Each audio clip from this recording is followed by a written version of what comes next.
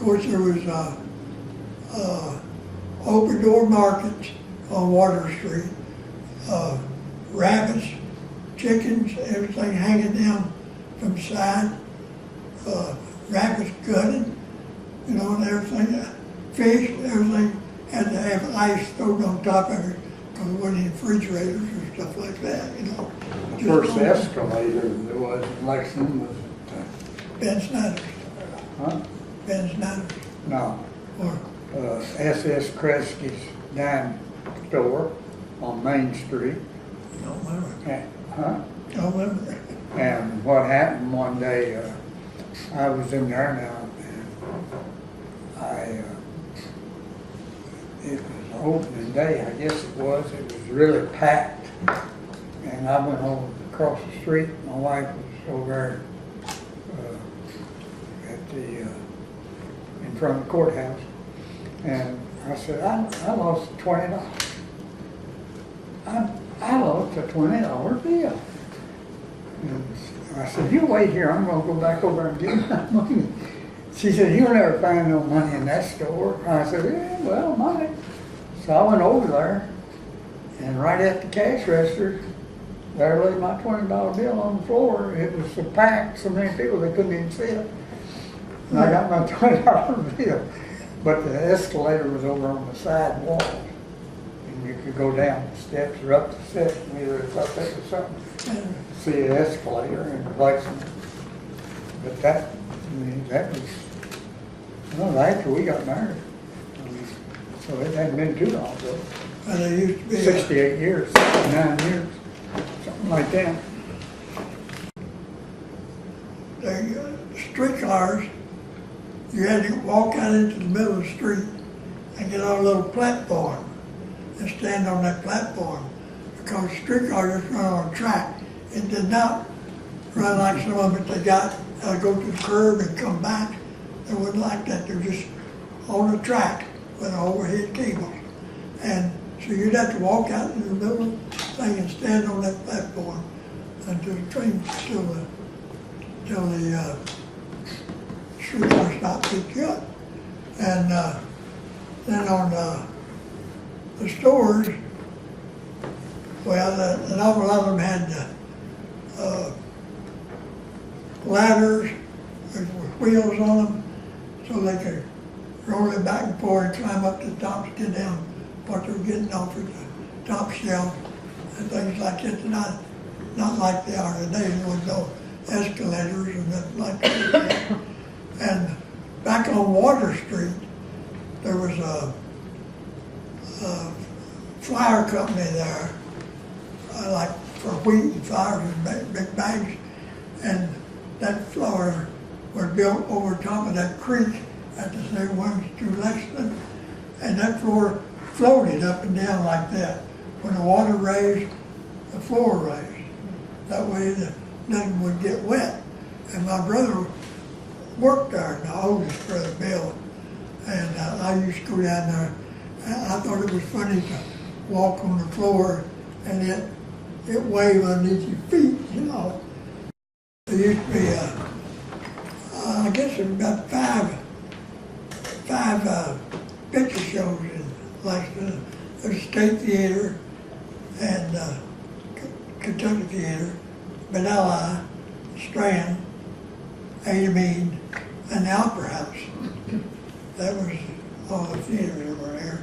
I remember going to one opera house that's on the stage, no sound, nothing. And I went with, what was Eddie's, some kid of my father, I don't remember what it was, who it was, but I know he took me. I was just a little kid.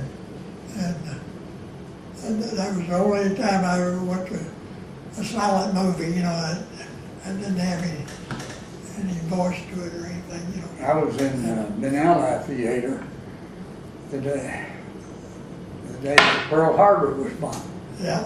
And I came out of the Manila Theater and the newspaper boys was hollering extra, extra, extra. And we didn't even know where Pearl Harbor was.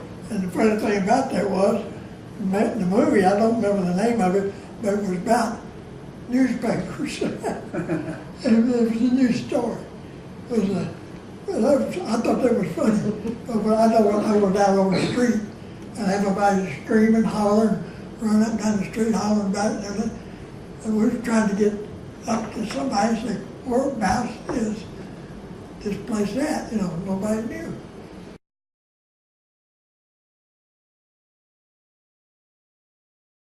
Well, I learned to I swim. went out there a few times to ride that wildcat they had, called a wildcat. I did too with 2 beers, and I sat on the side of it. Huh?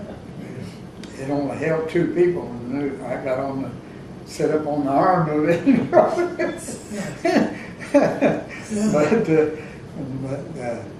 But I learned how to swim there because I was out on this thing, and somebody threw me in and said, swim or sink.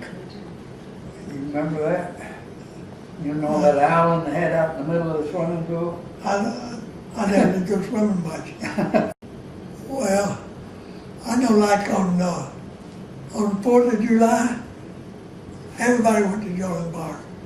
And I'd say it would take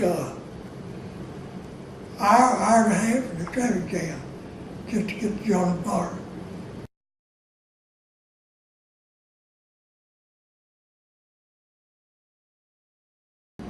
As kids. Oh, Stealing apples. I can tell you something.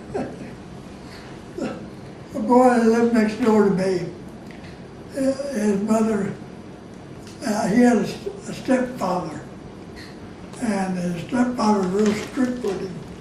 Well, I had a BB gun. It was a single-shot BB gun, which was real powerful. You could shoot through a tub with it, you know. And the boy next door, he had a Daisy 1000-shot, and I'd been over and let him shoot me with it because it wouldn't hurt. It wasn't that powerful. Well, I was out in the backyard, and now this story goes real deep because I never did tell the truth about it. I said that mother accused me of shooting a hole in her tub. I said, well, I wouldn't shoot a hole in her tub. I said, that boy next door did it. Doing that. I mean, James Woody did it. Well, she told his mother, and his mother told her husband, which is his stepfather, and I can still hear that kid screaming. They like to beat that kid to death. Well, I wasn't about to tell him that.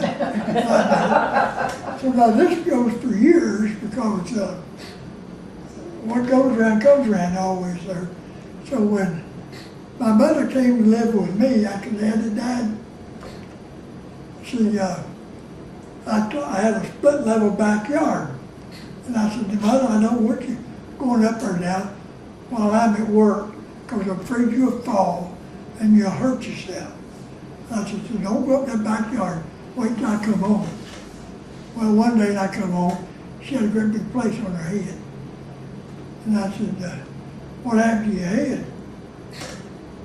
She said, you tell me what happened to my tub, I'll tell you what happened to my head. And I'll tell you, that's been 50 years ago. I said, what? She said, you tell me, and I'll tell you. I remember the day that Midland opened up. I had a bicycle that I had a tubing that I ran to those horns that you squeeze, and they like that. Well, I took that ball off and put a tube on there, on the tube back, blowing that tube, and it sounded like air horns on a big truck. Well, I was going up Midland about a week after Midland opened up, and in front of me was a guy on a flatbed wagon with about 6 horses pulling it, going up Midland there. And I pulled up behind it, and I blowed on that thing. That thing took off. Well, at the end down there, that railroad track, if you get in a car and go out there now, you can see where they used to go straight. You know, last time I seen it, that's where that horse wagon was going. Me, it scared me. I turned around and went back the other way. And that was like 10 o'clock in the morning. And I went to Woodland Park and stayed till late that afternoon. Afraid to come home. I was afraid they'd catch me.